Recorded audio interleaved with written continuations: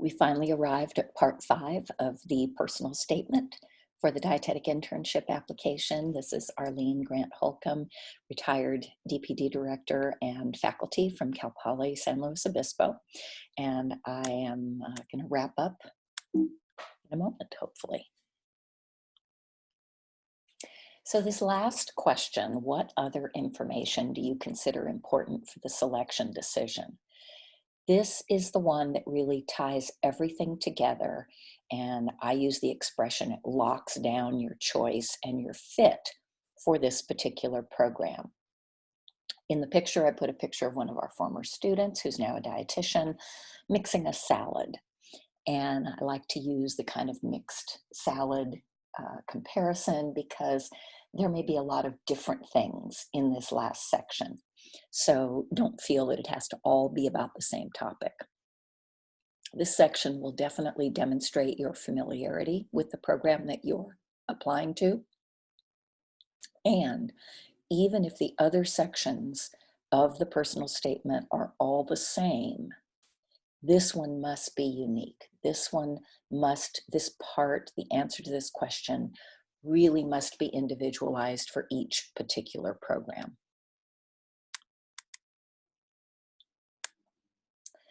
In this section, you will again start with brainstorming and ultimately end up writing.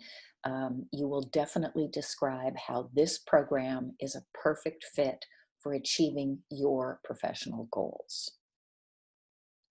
Program directors don't know how many programs you've applied to, and they don't know how you've ranked the programs. So write each one as if that program is your first choice. And again, I caution you, don't apply anywhere you wouldn't be thrilled and honored to attend. I'll say this in other places in my videos. It's probably one of the most important pieces of advice. If you can only find one program that fits for all of the reasons that we've talked about, then only apply to one program. On the other hand, if you can find 4 or 5 or even 6, it's worth applying. In this section, you can include any combination of the things that I've listed, in addition to other things that you feel are important that I may not have considered. So clearly the program emphasis is important, and or if a master's degree is offered, you will want to make a close connection between the emphasis or the master's degree and your own personal professional goals. If you have connected with either the program director or an intern or a former intern, you may have learned some specific details about the program that aren't on the website. Again, not everything, but something specific that really spoke to you about a rotation opportunity or about the way the program is organized might be really important to include here. And it's raining really hard here, so if you hear that in the background, that's the noise you hear. The picture on this slide is FNCE, the Food and Nutrition Conference and Exhibition, and this is the Dietetic Internship Fair. And you can see that the room is packed with program directors and prospective interns. If you attended FNCE and if you made a connection, this is a time to remind the program director about the impression that they made or the impression that the interns made on you at that time and how that has continued with you through the application process. Again, there may be specific rotation sites or elective options that are in perfect alignment with things that you're interested in. Mention those. If you've attended an open house, whether it's virtual or in person, try to remind them about that and what it was that you took away from that that was important to you. You may have had email or telephone communications with the program director. Again, remind her of that and that it was, or him, and how important it was and the support that they offered and how that's perhaps indicative of the support you would have during the program. The geography of the program is important. If you can live with a family member or a close friend, and if that would significantly reduce your living costs while in that area. That is worth mentioning. You're not going to say a lot about it because you want the letter to be mostly about you, but this is the time when you can get really practical and say that in addition to the emphasis and the rotations and the support from the faculty, the fact that it's in a particular city and you have an aunt or a grandmother or an old roommate who lives there that you could share a room with or share housing with, would make the program affordable for you. That is of critical importance. It's also important if you are an applicant with a family and your family is established in a particular community, then this is the time to talk about that. It's not expected that someone would pick up and move across the country and leave their spouse, leave their children in order to do a program. There are enough different types of distance programs and programs in various cities that oftentimes applicants will target a particular program because it's in the town where they live. And I've seen that happen many times with the internship at Cal Poly. The affordability of the program is important. If you can only afford to apply to programs that will pay you a stipend, then identify that. Explain why it's so important for you to be able to enroll in a program with a stipend in order to make the program affordable for you to complete. Some programs with master's degrees offer graduate assistantships where you can be involved with teaching or research and get paid for that. Include that as a benefit as terms of why you picked a particular program, as well as if a program offers employment of some other type. Include that, or maybe they say on their website that employment is possible during the rotations. That's important for people who need to work while they're interns or while they're in the program. And then also the ability to complete the program part-time. There are a number of distance programs and even some others that allow part-time enrollment, which supports the applicant being able to continue to work while they're an intern, or perhaps even if they're raising children, to be able to have enough time to spend with children and yet still accomplish the internship objectives. So all of those things can fit, but for you, choose the one or two or three that are the most important that can fit in that space. So Katie Faselius is the Dietetic Internship Director at Cal Poly. That's her with the blue arrow pointing to her in the picture. And she has a blog that she writes about a variety of topics. And I am listing here her blog post on top tips for a killer personal statement based on her experience as a director reading personal statements. And so I want to give her credit for that and share that with you. That happens to be a picture we took at Fancy about 3 years ago, and it's a mixture of Cal Poly faculty, Cal Poly alumni, Cal Poly students, Cal Poly dietetic interns, and we all came together for a little networking session so that our alums could meet our students and the other way around. So the first and most important thing, and we touched on this before, but this is to wrap up, be sure you review the directions for each program. Find out if they have other questions other than the ones that are listed in DICAS. Find out if they have a supplemental application. Perhaps they want something less than 1,000 words. So make sure you've reread the directions for each particular program. Be memorable. And I think I alluded to that in the very beginning. This is really what is going to set you apart from other applicants. So whether it's a memorable story, a memorable quote, your ability to express your sense of humor, or whatever it might be, do something. It might even be a work experience. I'll tell a short story. We had a student a number of years ago. We used to have we still have it, but it's not run the same way, a program at Cal Poly called Cal Poly Chocolates. And it was a small not-for-profit business that actually took organic fair trade chocolate, tempered it, shaped it, made it into various kinds of bars and enrobed chocolate candy, and then sold it under the Cal Poly label. And one of our nutrition students was the student manager for Cal Poly Chocolates. And she included that in her personal statement. And it got her an interview every place she applied. It was a unique kind of work experience. It was not the kind of work experience that is normally seen. So if you've had a unique job, even if it's not directly related to nutrition, that could be what makes your application or your personal statement memorable. Again, this is not the time to be modest. This personal statement is letting them know who you are and what a great dietitian you're going to be, or a great dietetic intern. So this is the time to put all your cards out on the table, so to speak. Show, don't tell. As I said earlier, don't just say, I'm a good problem solver. Give an example of a time when you solved a problem.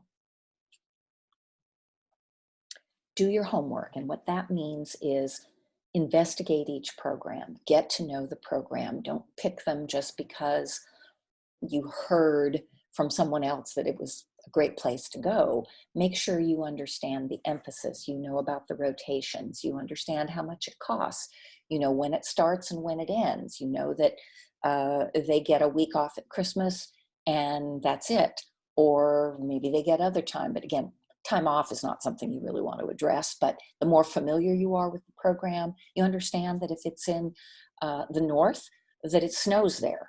And when program directors are interviewing applicants from California and Arizona and Florida, and if you're in a program in Michigan or New York or anywhere where it snows, they want to make sure that you understand the weather and the ability to move around in a vehicle that can navigate snow and ice.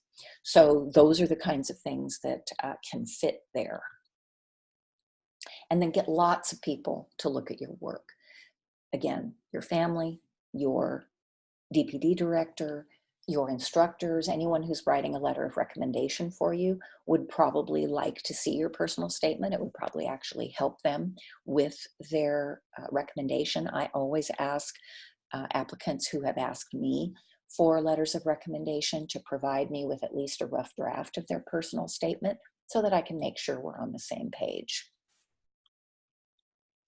And this is the link to the Cal Poly Dietetic Internship blog. I don't think it's clickable from this presentation, but if I can find a way to link it, I will. And if not, it's there. You can go back to it and transcribe it from here if you want to go back. She has other posts on other topics about the internship that you might be interested in.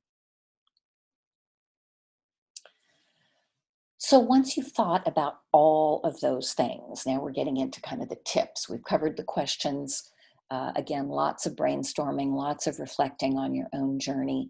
I always recommend starting with an outline. Don't feel that you have to jump right in and start writing perfect sentences and perfect paragraphs. An outline is the next good place to start.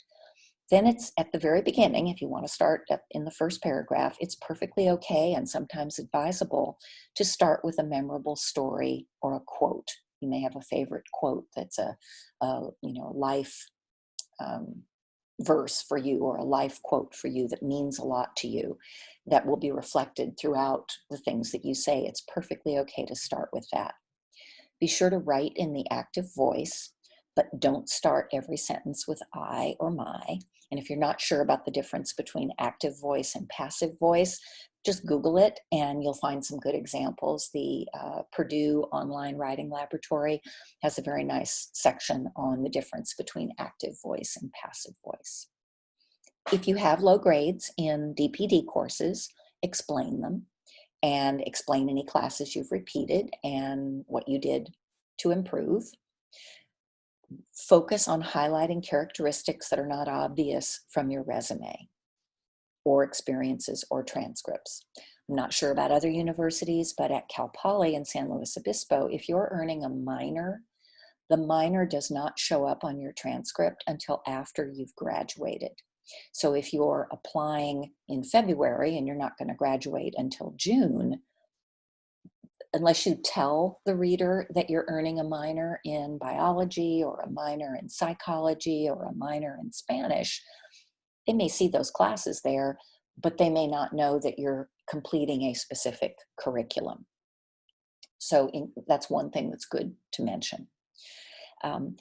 Limit the use of the word passion to just once in your whole personal statement. So I've included a picture of a passion flower in case you don't know what the flower looks like. That's a passion flower. It's a good word and it has impact, but when you use it more than once, it starts to become trite and not as meaningful, and it doesn't show that you have the wonderful diverse vocabulary that you do have. So if you need to use it, save it and use it just once, and then look for other synonyms like committed, confirmed, promised, devoted to, and there's probably others as you talk about things that are important to you. Try to show enthusiasm as well as confidence as you write, and then we'll talk more later about the interview. That needs to come through in your voice as well.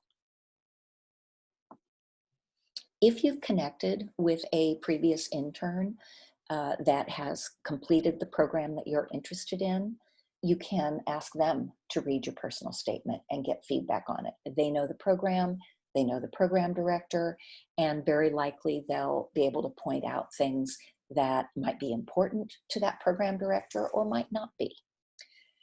Definitely proofread, proofread, proofread. A couple of commonly misspelled words are dietitian. There is no C in dietitian. And lose and loose. So if those words happen to appear, there might be others, but hopefully anyone reading or proofreading for you will catch that. Label each draft with the name of the program, and it's not necessary to start and end your personal statement like a letter. So you don't need to start out with Dear Dr. Smith at the beginning or sign it off with sincerely or best regards. It is simply a personal statement. The letter formatting is not necessary, not expected. I've taken a screenshot of the internship program designations page in DICAS. I have created what I call a dummy application so that I can see the things in DICAS that applicants see. And so I've put in the 2 internships that I applied to back in the day. Back in the 70s when I was applying, we were limited to only 2 internships that we could apply to. And so I put those 2 in here. And you must designate your programs before you can upload a personal statement. So you can work on writing those personal statements, but there will come a point in your application where you will want to designate, identify the programs that you're actually applying to. Then once you've done that, in my case, I added in the VA of Los Angeles and University of California in San Francisco. You'll see in the upper corner, I think I can put my cursor there, right here where it says Add, Edit, Personal Statement, Add, Edit, Personal Statement. So that's where for this one, if this was the actual website, I would click that. I would navigate to the personal statement that I have labeled for that program, and I would upload it. I would do the same thing for the University of California, San Francisco. And again, they would each be named appropriately. This is the same page, the same screen, where if the program asks for any supplemental files, you would link them. Supplemental would be right here.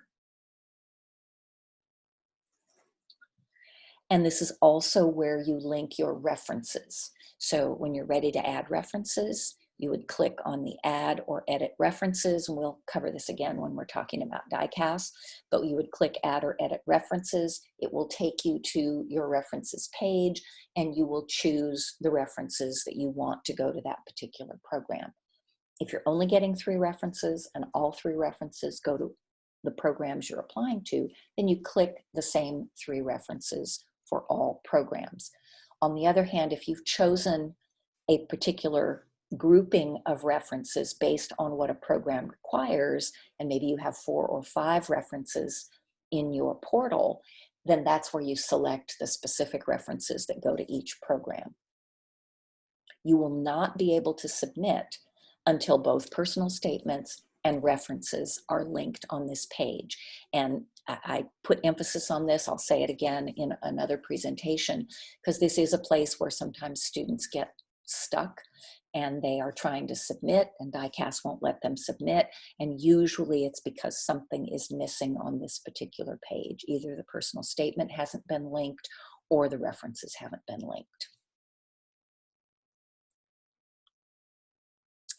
And that wraps it up for everything that I can give you at this point on personal statements.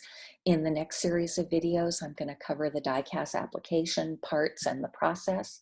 Until then, keep networking, keep building your application, and much success in the upcoming match. Thank you.